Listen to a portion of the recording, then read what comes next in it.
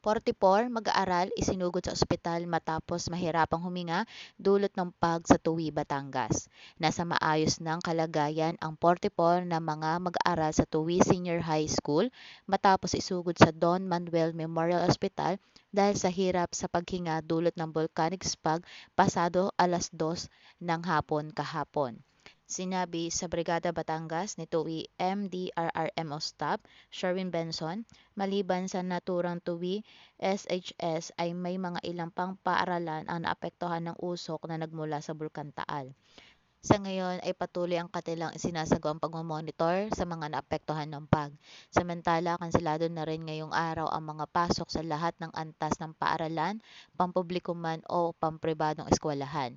Ito ay para makaiwas sa pagkakasakit ang mga estudyante dulot ng pag.